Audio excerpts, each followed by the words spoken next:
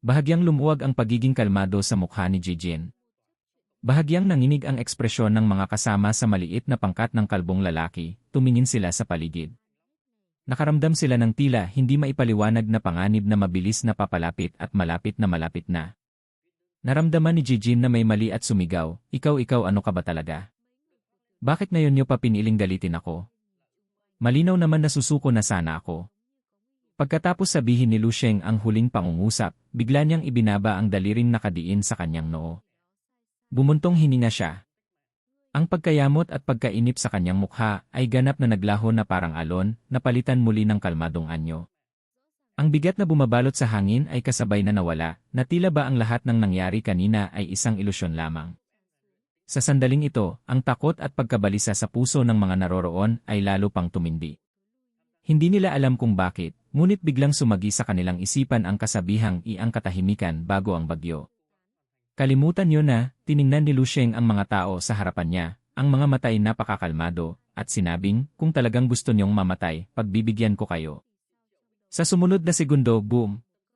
Sabay-sabay na sumabog ang mga smartwatch sa pulso ni Jijin at ng mga kasama sa pangkat ng kalbong lalaki. Sabay-sabay silang napasigaw, hindi maganda. Ang mga communication watch natin. Biglang sumigaw ng malakas si Lu Sheng, maglaho kayo. Pagod na ako. Tila may isang patong ng yelo na tahimik na nabasag. Ang nakamamatay na hangarin, na parang umaalulong na bundok at dagat, ay sumambulat mula sa katawan ni Lu Sheng. Isang napakalakas na enerhiya ang lumabas, at ang itim na hamog sa paligid, sa loob ng halos 1,000 metro, ay sabay-sabay na naglaho. Biglang nawala ang lahat. Ano ito? Ang mga mata ng pangkat ng kalbong lalaki ay biglang nanliit. Pagkatapos, sabay-sabay nagbago ang kanilang mga mukha. Nangiwi sila, naggangalit ang mga ngipin sa matinding takot. Namutla ang mukha ni Jijin, nanlaki ang mga mata sa sindak, at napanganga sa isang hindi maipahayag na pagsigaw. Isang malamig na kilabot ang gumapang sa kanyang likuran, ang puso niya ay tila lalabas na sa kanyang dibdib, at ang kanyang hininga ay tila naipit sa nanunuyong lalamunan. Paanong posible ito? Samantala, sa ibang lugar, nakatayo si Dong Qingsui sa harap ng isang kulay abong malalim na hukay. Tinitigan niya ito ng mariin at sinabi, nakalalim na tayo ng mahigit 30 metro sa geode. Kakalabas lang din ng hukay na ito. Humarap si Dong Qingsui, seryoso ang mukha, hindi maaari. Hindi na tayo pwedeng bumaba pa. Kakatapos lang ni Lin Wanwan mangolekta ng likido mula sa halimaw. Abala siya sa pagtingin sa kanyang mga nakuha, inilalabas isa-isa ang mga tubo ng likido para masdan. Pagkatapos mabilis siyang tumango, sige. Sapat na rin ang mga spesimen na nakuha ko. Oras na para bumalik tayo. Hoy, Kuya Dong! Sa kabilang dako, si Dong Shengyi ay nakatitig sa malalim na hukay ng geode, tulala at wala sa sarili. Umismid siya, tila may malalim na iniisip. Kinawayan ni Lin Wanwan ang kanyang kamay at tumawag, Kuya Dong. Naririnig mo ba ako? Hello? Kuya Dong. Paulit-ulit siyang tumawag, ngunit si Dong Shengyi ay nanatiling nakatayo lang doon. Lumapit si Dong Qingsui at tinapik ang kanyang balikat. Si Dong Shengyi ay tila lutang pa rin ang isip, pinagpapawisan ng malamig. Saka lamang siya lumingon. May bahid ng pagkatarantang kumislap sa kanyang mukha, ngunit mabilis ding nawala. Agad niyang ibinalik ang kanyang normal na anyo. Ah, haha. Bakit? Nag-iisip lang ako kaya hindi ko napansin. Ano bang sinasabi niyo sa akin? Bahagyang kumunot ang noo ni Dong Qingsui, pakiramdam namin ay oras na para bumalik. May mga bagong hukay na patuloy na lumalabas sa mga mas mababang palapag. Suminghal ng malamig si Dong Shengyi, ngunit kanina sa daan, napatunayan na hindi naman nangyari ang sinasabi mong pagsabog ng geode. Sumagot si Dong Qingsui, pero palagi akong nakakaramdam ng hindi maganda. Kanina, nang magmasid ako, hindi na hinintay ni Dong Shengyi na matapos si Dong Qingsui, itinaas niya ang kamay para putulin ito, tama na, Dong Qingsui. Pagkatapos, binaliwala niya ang pag-aalala na binanggit ni Dong Qingsui. Ang trabaho mo lang ay ang maghanap ng daan. Kung may mga halimaw man, ako na mismo ang haharap sa kanila. Napailing na lang si Dong Qingsui sa narinig. Sino ka ba sa tingin mo? Isa pang pangungusap ang nagpatigil kay Dong Qingsui, hindi na makapagsalita. Nagpatuloy si Dong Shengyi na may mapanghamak na anyo, huwag mong gamitin ang pananaw mo bilang level 6 martial artist para sukatin ang sukdulang lakas ko, pwede ba? Kahit pa may mangyaring pagsabog, lubos akong nakakatiyak na mailalabas ko kayo. Tahimik na tinitigan ni Dong Qingsu si Dong Shenyi ng matagal, pagkatapos ay mahinahong tumango, sige, naintindihan ko. Pagkasabi nito, tumalikod siya at pumunta sa isang tabi. Lumapit si Lin Wanwan at bumulong, Kuya Dong, masyadong masakit ang mga sinabi mo. Nag-aalala lang naman si Ate Qingsu na mapapahamak tayo. Suminghal si Dong Shenyi, Jenny, kung talagang nag-aalala siya, hindi niya ako dapat tinrato ng ganoon kanina. Mukhang kulang pa ng kaunti ang mga spesimen mula sa level 8 na halimaw. Tuloy tayo pababa para makumpleto, tapos babalik na tayo. Biglang nagliwanag ang mga mata ni Dong Shenyi. Isang tuso at malademonyong ngiti ang sumilay sa kanyang labi. Nararamdaman ko ang pagkakataong makalusot patungo sa Martial Saint dito mismo. Hindi ako pwedeng mabigo. Kasunod nito, hinablot niya ang kanang kamay ni Lin Wanwan na ikinagulat nito, Si Dong Shenyi ay parang naging halimaw at sumigaw, hinding-hindi maaari.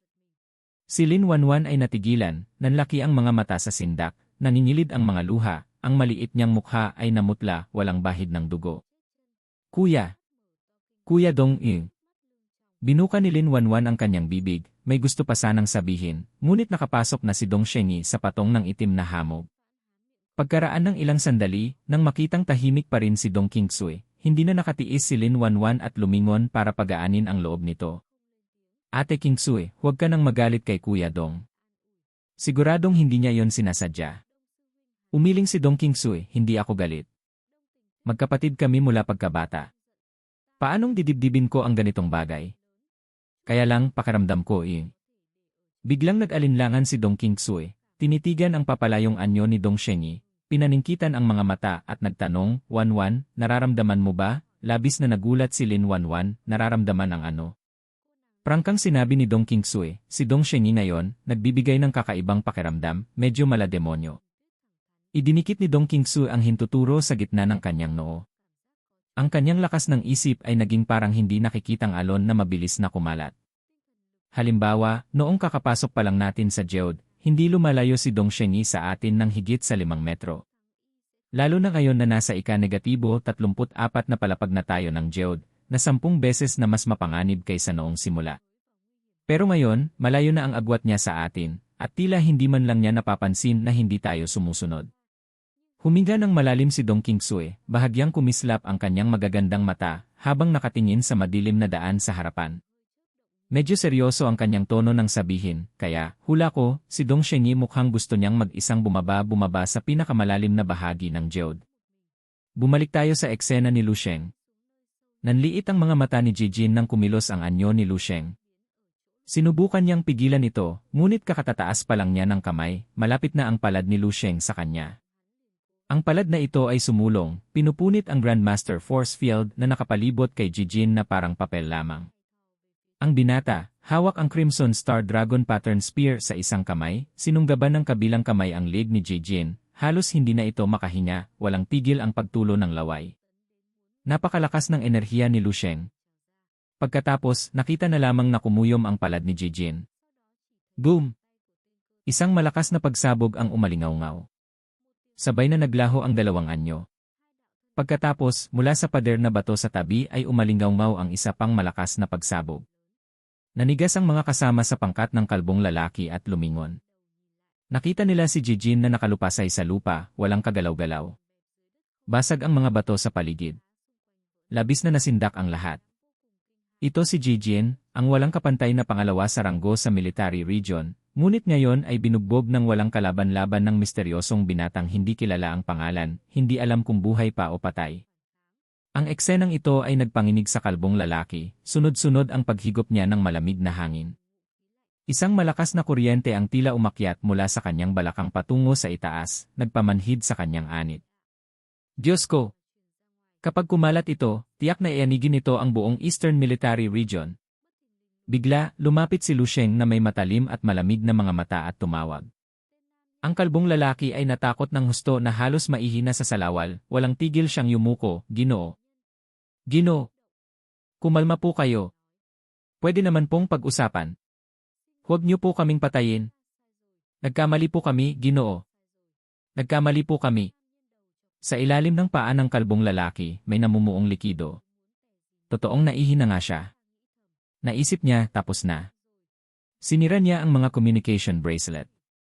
Kapag namatay kami dito sa Geode, wala pang kalahating araw ay kakainin na kami ng mga halimaw. Nakayuko siya ng husto, halos dumikit na ang noo sa lupa, hindi nangangahas na tumingala. Talaga bang dito na kami habang buhay? Ayoko. Ayoko pang mamatay. Sa sandaling ito, biglang nagsalita si Lu Sheng ng isang pangungusap na tila humila sa kalooban ng pangkat ng kalbong lalaki mula impyerno patungong langit. Huminahon na rin naman ako ng kaunti. Hindi naman ako masamang tao. Nakita sa mukha ng mga tao ang labis na kagalakan at tuwa na parang nababaliw. Ah! Nakalagpas na tayo. Nalagpasan natin ang pintuan ni kamatayan. Sabay-sabay silang nagkuyom ng palad at yumuko, maraming salamat, Ginoo.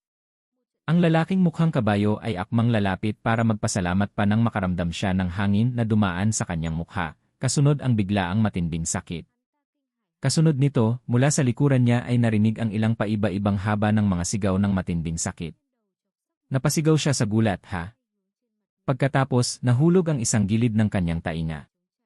Namutla ang mukha ng kalbong lalaki. Kinapa niya ang kanyang mukha at naramdaman lamang ang kawalan at malabong pakiramdam ng duguan at lasob na laman. Hawak ng kalbong lalaki ang isang gilid ng kanyang tainga kung saan umaagos ang pulang likido, sumisigaw siya ng malakas sa sakit. Lumapit si Lu Sheng sa kanya at umupo. Tandaan mong mabuti ang mukha ko. Sa susunod, dapat matakot ka sa akin. Naiintindihan mo? Ang pangkat ng kalbong lalaki, hawak ang kalahati ng kanilang mga mukha, ay walang tigil na tumango, ang mga mata ay puno ng sindak at pagkasindak. Naiintindihan po. Tiyak po. Tiyak po. Tinatamad ng makipag-usap pa si Lu Sheng sa kanila. Ginamit niya ang kanyang lakas ng isip para iangat ang blocking metal mula sa lupa at nagsimulang maglakad palayo. Samantala, ang pangkat ng kalbong lalaki ay patuloy pa ring nakayuko, bumubulong ng tiyak po, tiyak po. Hawak ng kalbong lalaki ang kanyang tainga, tumutulo ang mga luha, kumislap ng pula ang kanyang mga mata na nagpapakita ng matinding galit at hinanakit. Ang itsura mo hinding-hindi ko makakalimutan. Bigla nanliit ang kanyang mga mata. Teka! Itinuro niya ang papalayong anyo ni Lu Sheng at napabulalas, naalala ko na. Siya yung pang-apat sa ranking. Si Lu Sheng. Ang bagong sikat na top-tier star general ng Ninth War Zone. Naintindihan na ng lalaking mukhang kabayo kung bakit pamilyar ang tingin niya kay Lu Sheng. Nayanig ang kanyang anyo, mayroon siyang 12.5 star na lakas pandigma. Hindi ito tama. Ang iba ay hindi makapaniwala sa nangyari. Impossible. Paanong 12.5 stars? Isipin nyo, isang atake lang ni Dong Shengyi, tinalo si Jijin. Si Lu Sheng, isang atake lang din. Kaya pala hinamon ni Dong Shengyi lahat ng star generals sa top 1-0 maliban sa kanya. Magkasing level pala silang dalawa. Ang kayabangan ni Dong Shengyi dito sa ating Eastern Military Region, malapit nang matapos. May magandang palabas tayong mapapanood.